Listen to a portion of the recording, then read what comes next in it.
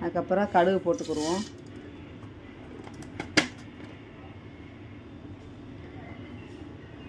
கடுகோட வெந்தயம் போட்டுக்குருவோம். இப்போ ரெண்டும் சேர்ந்து நல்லா பொரியட்டும். நல்லா பொரியுது உறவுகளே. இப்போ நம்ம ஜீரகம் இதை போட்டுக்குருவோம். லைட்டாக இப்படி ஒரு துண்டு அப்படி ஒரு துண்டு. இப்போ காயை போட்டுக்குருவோம்.